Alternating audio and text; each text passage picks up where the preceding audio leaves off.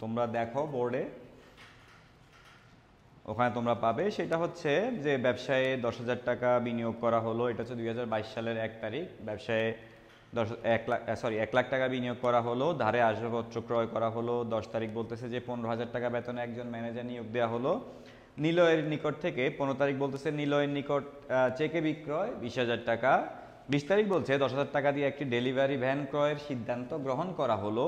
আর 27 তারিখ বলছে যে মালিক কর্তৃক পণ্য উত্তোলন 2,000 টাকা। তো এটা হচ্ছে আমাদের লেনদেন। এই 6টা লেনদেন দেওয়া আছে, লেনদেন বলতে ঘটনা এবং লেনদেন দেওয়া আছে। কতে বলছে যে লেনদেন নয় এমন ঘটনাসমূহের মোট পরিমাণ বের করো। আর খতে আছে যে উপযুক্ত লেনদেনগুলো সমীকরণ পদ্ধতিতে কারণসহ ব্যাখ্যা করো। আর গতে বলছে যে লেনদেনগুলো দ্বারা বিবরণী ছকে হিসাব সমীকরণের উপর প্রভাব দেখাও। তাহলে আমরা ক খ গ তিনটা আশা করি সলভ করে ফেলতে পারবো। এটা ঢাকা বোর্ডের একটা প্রশ্ন। তো যাই হোক, আমাদের কতে যেটা বলছে যে লেনদেন নয় এমন ঘটনাসমূহ দেখাও, যেগুলো লেনদেন নয়। তো আমরা জানি যেগুলো লেনদেন নয় বলতে আমরা বুঝবো যে ঘটনাগুলোর ফলে আমাদের হিসাব সমীকরণের কোনো উপাদানের পরিবর্তন হবে না, ওটা লেনদেন নয়। অথবা এভাবে বলা যায় যে ঘটনাগুলো কারবার আর্থিক অবস্থার কোনো পরিবর্তন ঘটাবে না, এগুলো লেনদেন নয়। তাহলে আমরা আগে লেনদেন নয় যেগুলো, এগুলো বের করে ফেলবো। তো আমাদের প্রশ্নটা আমরা দেখি। আমরা ধরো এটা 17 নং প্রশ্ন দেওয়া আছে। 17 নং প্রশ্নের এভাবে লিখবা যেভাবে প্রশ্ন দেওয়া থাকে, যদিও তোমাদের 17 নং প্রশ্ন পরীক্ষায় থাকবে না। তো প্রশ্নের উত্তর, ঠিক আছে, 17 নং প্রশ্নের উত্তর লিখে তুমি এখানে ক দিতে পারো, অথবা পাশেও তুমি ক লিখে দিতে পারো। তাহলে এখানে বলছে যে ঘটনাগুলো লেনদেন নয়, লেনদেন নয় এমন ঘটনাগুলো, লেনদেন নয় এমন ঘটনা নিচে দেয়া হলো। তাহলে আমরা এমন ঘটনা নিচে দিলাম, নিচে দেয়া হলো। ঠিক আছে, এটা হচ্ছে তোমার কয়ের আনসার। ঠিক আছে, তাহলে আমাদের লেনদেন নয় কি কি? লেনদেন নয় যেমন ধরো আমাদের 10 তারিখে যেটা আছে 15,000 টাকা বেতনের একজন ম্যানেজার নিয়োগ দেয়া হলো, তো এটা লেনদেন নয়।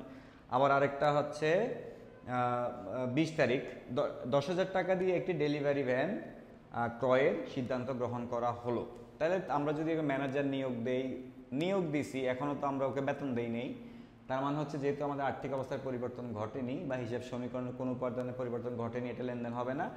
আর আমরা কোনো পণ্য বা কোনো সম্পদ ক্রয়ের যদি আমরা প্রস্তাব দেই বা ফরমাইশ দেই অথবা সিদ্ধান্ত নেই, যতক্ষণ এটা কিনা হচ্ছে বা বিক্রি করা হচ্ছে ততক্ষণ এটা লেনদেন হবে না। তো এখানে আমরা কি করছি, আমরা এখানে এটা সিদ্ধান্ত গ্রহণ করছি যে আমরা একটা ডেলিভারি ভ্যান কিনবো, যেহেতু এখনো কিনি নাই সেহেতু এটা লেনদেন হবে না। তাহলে 10 তারিখ এবং 20 তারিখ এই দুইটা হচ্ছে আমাদের এখানে লেনদেন হবে না।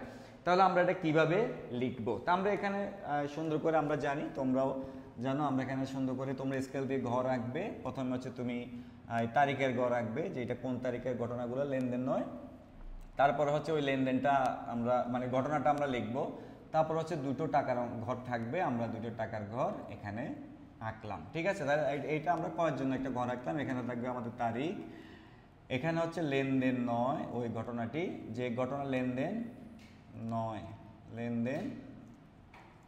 নয়, আর এখানে লিখবো আমাদের টাকা। ঠিক আছে, এখানে অনেকেই টাকা লেখে, এখানে পরিমাণ টাকা লেখে। তো যাই হোক, আমরা বলছিলাম যে কয় তারিখের ঘটনাটা লেনদেন নয়, আমরা বলছিলাম যে 10 তারিখের ঘটনা লেনদেন নয়। ঠিক আছে, তাহলে আমরা এখানে লেনদেন নয় বা লেনদেন কি না এটা না লিখে আমরা বিবরণ লিখতে পারি। ঠিক আছে, যে যেটা লেখে আর কি। ঠিক আছে, তাহলে আমরা এখানে 10 তারিখের ঘটনা 2022, কোন মাসের এটা অঙ্ক? এটা অঙ্কটা হচ্ছে জানুয়ারি মাসের। তাহলে জানুয়ারি মাস লিখতে হবে, আমরা সংক্ষেপে লিখলাম জানুয়ারি মাসের। তাহলে 10 তারিখে ঘটনাটা কি করছিল, আমরা একজন ম্যানেজার নিয়োগ দিব। ঠিক আছে, বলছে 15,000 টাকা বেতনে একজন ম্যানেজার নিয়োগ দেওয়া হলো। তাহলে ম্যানেজার নিয়োগ করা হলো, আমরা পুরোটা লেখার দরকার নাই, তুমি এভাবে লিখবে যে ম্যানেজার নিয়োগ দেয়া হলো। ঠিক আছে, ম্যানেজার নিয়োগ দেওয়া হলো। এখানে ঘটনা লিখছে যে 15,000 টাকা, তাহলে 15,000 টাকা আমরা এখানে লিখলাম। আরেকটা হচ্ছে আমাদের 20 তারিখ যে আমরা ডেলিভারি ভ্যান ক্রয়ের সিদ্ধান্ত নিলাম। তাহলে আমরা ডেলিভারি ভ্যান ক্রয়ের সিদ্ধান্ত, ঠিক আছে, ডেলিভারি ভ্যান ক্রয়ের সিদ্ধান্ত, এটার টাকাটা হচ্ছে আমাদের 10,000 টাকা। ঠিক আছে, এটার টাকাটা হচ্ছে 10,000 টাকা। তাহলে আমরা এই 15,000 আর 10,000 দুইটা মিলে পেলাম কত? 25,000 টাকা। এই 25,000 টাকা যেটা, এটা আমাদের লেনদেন নয়, এটা হচ্ছে কয়ের আনসার আমাদের শেষ। এখন আমরা ক্ষয়ের আনসার লিখবো। খ বলছে যে প্রদত্ত লেনদেনগুলো সমীকরণ পদ্ধতিতে কারণ সহ ব্যাখ্যা করো। সমীকরণ পদ্ধতিতে মানে হচ্ছে এ সমান এল প্লাস ই, এটার কারণগুলো আমরা দেখাবো যে আমাদের এই লেনদেনের ফলে যে কি কি উপাদানের পরিবর্তন হয়েছে। হিসাব সমীকরণ যে 3টা উপাদান A সমান L প্লাস OE, এটার পরিবর্তনটা দেখাবো, যেহেতু এটা আমাদেরকে বলছে হচ্ছে সমীকরণ পদ্ধতিতে। ঠিক আছে, তাহলে সমীকরণ পদ্ধতিতে অবশ্যই A সমান L প্লাস OE এই 3টার পরিবর্তনটা আমাদেরকে দেখাইতে হবে। ঠিক আছে, তাহলে আমরা বলছি যে লেনদেনগুলো, তাহলে যেগুলো লেনদেনগুলো আমরা ওগুলোই লিখবো, যেগুলো লেনদেন নয় এগুলো আমাদের লেখার দরকার হচ্ছে না। তাহলে আমরা ক আনসার এখানে শেষ করি। তাহলে আমরা খটা দেখি।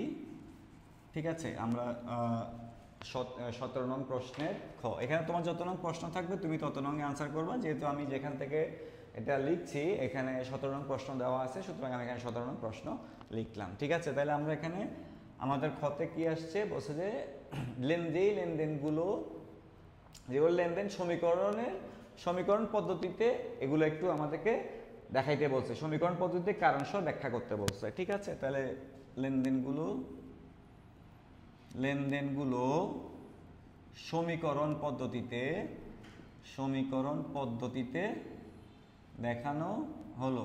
ঠিক আছে, সমীকরণ পদ্ধতিতে কারণ সহ দেখানো হলো, আমরা এইভাবে লিখবো, যেহেতু কারণ সহ বলছে, কারণ সহ দেখানো হলো।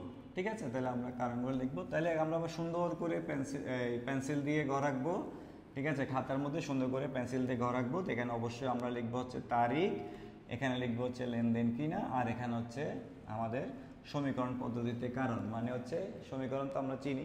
তাহলে কারণ A সমান L প্লাস OE, A সমান L প্লাস OE, কেউ কেউ আবার A সমান L প্লাস E লেখে, তাহলে আমরা OE লিখতে পারি, ইও লিখতে পারি, সমস্যা নাই। ঠিক আছে, তাহলে তারিখ, এখানে আসবে আমাদের তারিখ, এখানে হবে লেনদেন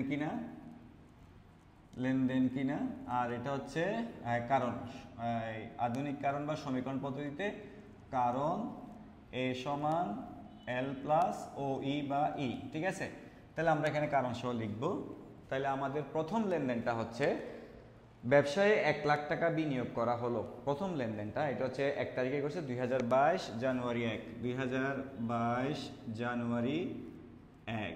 তাহলে এটা হচ্ছে অবশ্যই লেনদেন, যেহেতু কারবারে 1 লাখ টাকা বিনিয়োগ করা হলো। বলেন তো, কারবারে যদি 1 লাখ টাকা বিনিয়োগ করে, বিনিয়োগটা কে করছে?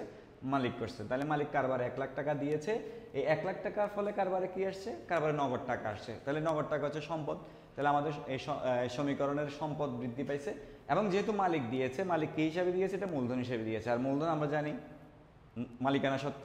সো আমাদের এখানে নগদ সম্পদ বাড়ছে, মানে এ বৃদ্ধি পাইছে, এবং মালিকানা সত্ত্ব বৃদ্ধি পাইছে, মানে ও ই বৃদ্ধি পাইছে। ঠিক আছে, তাহলে আমরা এভাবে লিখতে পারি, ব্যবসায়ে বিনিয়োগ করার ফলে নগদ অর্থ এ বৃদ্ধি এবং মূলধন বা মালিকানা সত্ত্ব ই বৃদ্ধি পেয়েছে। ঠিক আছে, তাহলে ব্যবসায়ে বিনিয়োগের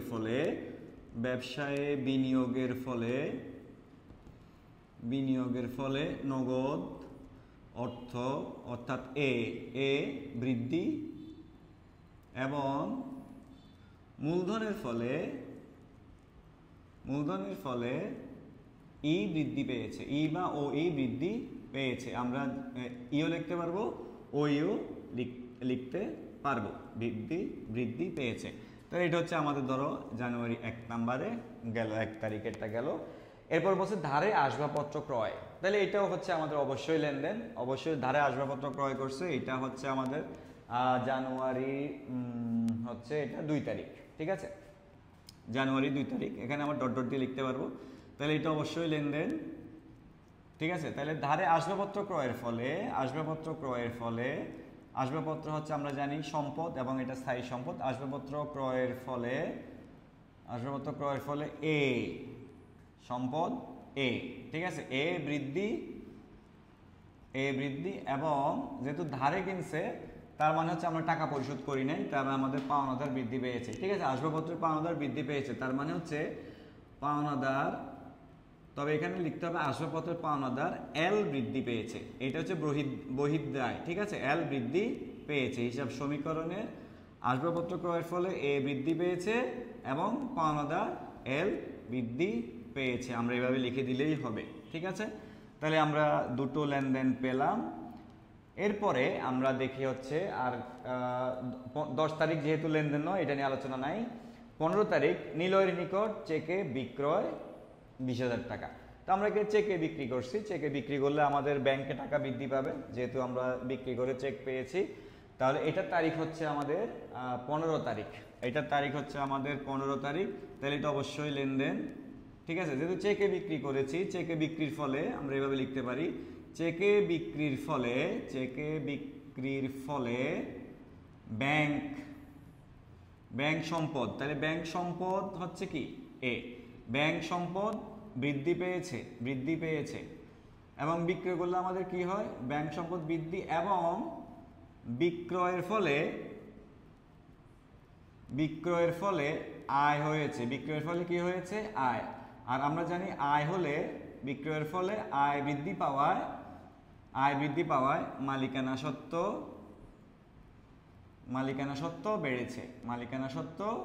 বেড়েছে, ঠিক আছে। তাহলে মালিকানা সত্ত্ব আমরা কি দিয়ে প্রকাশ করি, মালিকানা সত্ত্ব আমরা ই দিয়ে বা ও ই দিয়ে প্রকাশ করি, ঠিক আছে। তাহলে মালিকানা সত্ত্ব ই বৃদ্ধি পেয়েছে, ঠিক আছে, আমরা বৃদ্ধি লিখলেই চলবে, এই বৃদ্ধি পেয়েছে, ঠিক আছে। তাহলে আমরা 3 নম্বরটাও পেয়ে গেলাম। এখন দেখি 15 পরে 20 তারিখ হচ্ছে লেনদেন নয়, তাহলে এটা নিয়ে আমাদের কথা নাই। 4 তারিখ হচ্ছে 27 তারিখের পরে মালিক কর্তৃক পণ্য উত্তোলন 2000 টাকা, মালিক পণ্য উত্তোলন করছে। তো আমরা জানি উত্তোলন হলে মালিকানা সত্ত্ব কমে, উত্তোলন হচ্ছে মাইনাস ডি মানে হচ্ছে উত্তোলন, আমরা হিসাব সমীকরণে পাই উত্তোলনের ফলে মালিকানা সত্ত্ব কমে। আর যেহেতু উনি পণ্য উত্তোলন করছে, তাহলে এখানে ক্রয় কমেছে, তাহলে ক্রয় হচ্ছে খরচ যদি কমে মালিকানা সত্ত্ব বাড়ে। তাহলে আমরা এই সমীকরণটাতে পেলাম যে উত্তোলনের ফলে মালিকানা সত্ত্ব কমেছে এবং ক্রয় কমে যাওয়ার ফলে, মানে ক্রয় হচ্ছে ব্যয়, ক্রয় কমে যাওয়ার ফলে বা ব্যয় কমে যাওয়ার ফলে মালিকানা সত্ত্ব বৃদ্ধি পেয়েছে। তাহলে এই সমীকরণটাতে বা এই লেনদেনটাতে আমাদের একবার মালিকানা সত্ত্ব বাড়বে, একবার মালিকানা সত্ত্ব কমবে। তাহলে এটা হচ্ছে আমরা 27 তারিখ, এটাও আমরা লিখবো হচ্ছে লেনদেন, ঠিক আছে। তাহলে এই উত্তোলনের ফলে আমরা লিখবো হচ্ছে, যেহেতু মালিক পণ্য উত্তোলন করেছে, উত্তোলনের ফলে ই হ্রাস, মানে মালিকানা সত্ত্ব হ্রাস, উত্তোলনের ফলে ই হ্রাস বা মালিকানা সত্ত্ব ই হ্রাস, এভাবে লিখতে পারো। এবং ক্রয় কমে যাওয়ার ফলে যেহেতু পণ্য উত্তোলন করছে ক্রয় কমে যাবে, ক্রয় কমে যাওয়ার ফলে আবার যেহেতু ব্যয় কমে গেছে, ক্রয় কমে যাওয়া মানে ব্যয় কমে যাওয়া, ক্রয় হচ্ছে খরচ বা ব্যয় কমে গেছে, আবার বৃদ্ধি পাবে, ঠিক আছে। তাহলে একই প্রশ্নে আমরা পেলাম বা একই লেনদেনে পেলাম যে মালিকানা সত্ত্ব একবার হ্রাস পেয়েছে এবং মালিকানা সত্ত্ব একবার বৃদ্ধি পেয়েছে, এটাও খুব একটা ইম্পর্টেন্ট কথা আমাদের জন্য, ঠিক আছে। তো এরপরে আমাদের হচ্ছে 17 নং প্রশ্নের গ। আশা করি আমরা এটা বুঝেছি, যদি কেউ না বুঝে থাকো অবশ্যই কমেন্ট করবে এবং কমেন্টে আমরা উত্তর দিয়ে দেব, এটা অবশ্যই আমরা এটা ফিডব্যাক দিব আশা করি। এখন আমরা গ করব, মানে 17 নং প্রশ্নের উত্তর গতে দেখব যে আমরা কি পাচ্ছি। তো আশা করি তোমরা এটা রিচেক করতে পারবা বা বারবার টেনে দেখতে পারবা, না বুঝলে ঠিক আছে দেখতে পারবে। এবার গতে আসে হচ্ছে হিসাব সমীকরণের উপর প্রভাব দেখাইতে বলছে।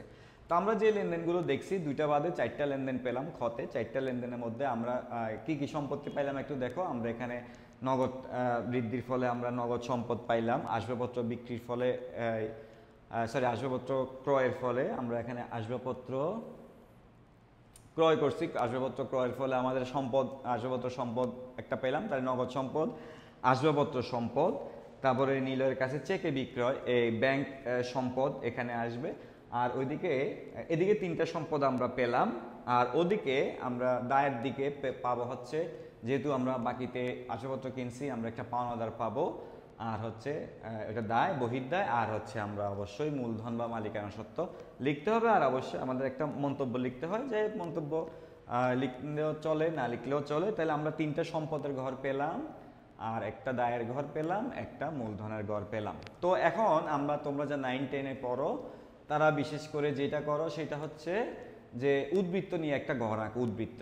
উদ্বৃত্ত ঘরটা আঁকলেও হয় না আঁকলেও হয়, তোমাদের বইতে যেমন আছে। এখন আবার যারা ইন্টারে পড়ে, মানে একাদশ দ্বাদশ শ্রেণীতে পড়ে, তারা কিন্তু উদ্বৃত্ত ঘরের জন্য ওই ঝামেলাটা করে না, ওটা দরকার হয় না। তো বেসিক্যালি উদ্বৃত্ত ঘরটা দরকার হয় না, তাও যারা উদ্বৃত্ত দিয়ে করতে চাও তারা উদ্বৃত্ত দিয়ে করবে, আর যারা উদ্বৃত্ত দিয়ে না করতে চাও তারা উদ্বৃত্ত দিয়ে করার দরকার নাই। তো আমি এখানে উদ্বৃত্ত ছাড়া করব। তারিখ, 3টা সম্পদের ঘর, একটা দায়ের ঘর, আর হচ্ছে একটা মূলধনের ঘর, আমরা এই ঘরটা আঁকবো। তাহলে আমাদের 17 নং প্রশ্নের উত্তর গ, ঠিক আছে। তাহলে আমরা কি করতেছি, এটা আমরা একটা বিবরণী ছক তৈরি করতেছি। তাহলে আমরা হিসাব সমীকরণের উপর লেনদেনের প্রভাব ছকের মাধ্যমে দেখাচ্ছি। আমরা এখানে লিখে দিব লেনদেনের প্রভাব, লেনদেনের প্রভাব বিবরণী ছকে দেখানো হলো। এগুলো তোমরা ভালোই জানো, তারপরও আমরা একটু দেখাই দেওয়া আর কি। ঠিক আছে, তাহলে আমরা এখানে একটা তারিখের ঘর আঁকবো, তারিখের ঘর আঁকবো। তারিখের ঘর নিলাম আমরা, এখানে তিনটা সম্পদের ঘর নিলাম। ধরো এই যে তিনটা সম্পদের ঘর, একটা বসছিলাম নগদ, একটা বসছিলাম আমরা আসবাবপত্র, আর একটা হচ্ছে ব্যাংক। এদিকে ছোট্ট করে সমান সমান, তারপরে এটি আমরা একটা পাওনাদারের ঘর রাখবো, আর একটা হচ্ছে আমরা এই তোমার মূলধনের ঘর রাখবো, আর এদিকে একটা মন্তব্যের ঘর থাকে। ঠিক আছে, তো যাই হোক, এটা হচ্ছে তারিখ, এখানে হচ্ছে সম্পদ সমূহ, এখানে লিখবো হচ্ছে পাওনাদার, মানে ডাইরেক্ট দায় লিখে ফেললাম। এখানে হচ্ছে মূলধন, বা তুমি লিখতে পারো মালিকানা সত্ত্ব, আর এখানে হচ্ছে মন্তব্য। ঠিক আছে, তাহলে আমরা বলছিলাম তিনটা সম্পদ পাবো, একটা হচ্ছে নগদান, আরেকটা হচ্ছে ব্যাংক, আরেকটা হচ্ছে আসবাবপত্র। এই তিনটা আমরা গড় এখানে পেলাম। তাহলে প্রথম তারিখে যেটা আমাদের আছে সেটা হচ্ছে মালিক ব্যবসায়ী 1 লাখ টাকা বিনিয়োগ করলো। তো মালিক যদি 1 লাখ টাকা আছে, আমরা এখানে তারিখটা লিখে ফেলি 2022 জানুয়ারি 1। তাহলে মালিক যেহেতু কারবারে বিনিয়োগ করছে বা 1 লাখ টাকা আনছে, আমাদের নগদ 1 লাখ টাকা বাড়ছে, কারবারে নগদ 1 লাখ টাকা বাড়ছে, আর যেহেতু মালিক আনছে সেটা হচ্ছে মূলধন আমাদের বাড়বে 1 লাখ টাকা। তাহলে এটা আমরা যদি জাবেদা জানি যারা, আমরা তাহলে বলতে হবে নগদান হিসাব ডেবিট, মূলধন হিসাব ক্রেডিট। তাহলে নগদ বাড়বে আর মূলধন বাড়বে। আর মন্তব্যতে যেহেতু তুমি মালিকানা সত্ত্ব চেঞ্জ হইলে বা মূলধন চেঞ্জ হলে মন্তব্য লিখতে হয়, তো আমরা এখানে মন্তব্য লিখে দিই হচ্ছে মূলধন। ঠিক আছে, তাহলে আমাদের 1 নম্বরের কাজ শেষ। ঠিক আছে, এখন পরেরটা বলছে 2 তারিখ ধারে আসবাবপত্র ক্রয়। তো ধারে যদি আমরা আসবাবপত্র ক্রয় করি, তাহলে আমাদের কি হবে, আসবাবপত্র বাড়বে। ঠিক আছে, আসবাবপত্র আমরা বাড়াবো, আর যেহেতু ধারে কিনছি সেহেতু আমাদের পাওনাদার বাড়বে। এটার দাম হচ্ছে 20,000 টাকা। তাহলে আসবাবপত্র হচ্ছে 20,000 টাকা বাড়লো, পাওনাদার 20,000 টাকা বাড়লো। কারণ হচ্ছে দেখো, এখন দুই পাশ আবার সমান হয়েছে। দেখো, এই বাম পাশে 20,000 টাকা, ডান পাশে 20,000 টাকা।